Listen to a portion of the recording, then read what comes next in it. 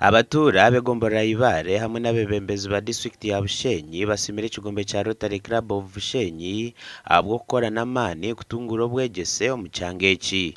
Abakubizire basanga isomero gitururu kubi nangwa abana bitu bakaba basomera mu mbaho kaba birye baho basanga zura ne batera so bagera mu maza kutuhereza obuyambi kandi batuko obuyambi kuko kuri abarezi batombekera ekizimbe eki nsima munonga ntwenda kubasima bw'ekigombe ekyo oguma nkiyamba abantu kandi kiyamba kushomera yakabakama okurangwa abana bitu babona aho kushomera itwe mbwene turengere tubeta kwasa kucumanya nangwa nyona ntakucyenga nakirebera izuba cyansobera mazima ntubasima tutine bugaricho ahabwo kuba esente zikazatuburire zo kombeka ekizimbe kitu.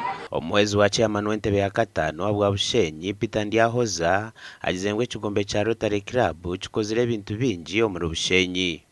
Nanye nyongera Mr. Dio ugambirana n'abandi nabo mujye kubayani bagamba n'abantu baza kusorusinga kandi nanko enda kushabira just the way Rotary Club is doing, just the way National Water is doing. Twenda even other clubs, other entities nazo zikore basa kuyamba na mnonga bwa development nituyanga litu kajarata kabasa kugenda ki. Ekigombe kya Rotary Club Bushenyi obwa hati kiriyo nikyombeka ekizimbe ky'ebirasi bina harikaba kama primary school omuri ibare n'ekigendererwa ky'okutunguura obwegyese. We want to work on it up to roofing if God enables us. So thank you so much for being here. I want to thank DG for coming up with such a project.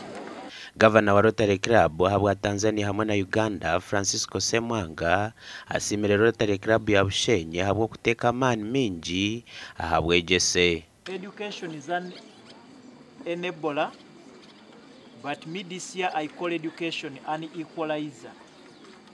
Especially we Rotarians, we sit on a round table and we exchange ideas, we take action as equal people because education is an equalizer.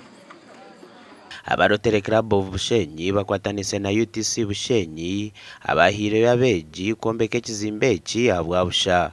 Itwe nka Uganda Teken ko college Bushenyi aho kugira ngo mutendeka abantu obyemyoga okombeka ngumwe aha courses ezitukora a UTC Bushenyi. So abana bito kwizaha bakombeka ekizimbe eki ekyo kubanza abantu bakora practical zabo ninga se kitweta real life project kandi ebiyu bitembere ku examininga aha mwago kugira ngo tombeke models kandi babishenye nchakarebe bitachuruko hachurokore ekintu ekikurebuka kiyambi hanga kiyamba na community. Headmaster w'ishomero lya Kabakama Primary School Joseph Mujuni agizengo obuhwezi bwa Rotary Club buyambiro obwegyese.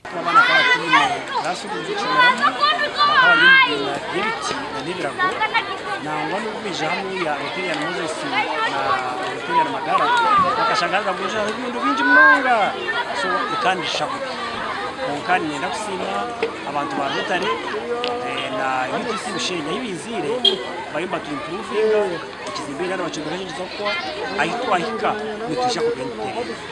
Rotary Club ya Bushenyi eturene kore ebintu bingi omuri amizi amarwariro amashomero hamwe no kujanja abantu. Gasha kwa Abraham Muganzi.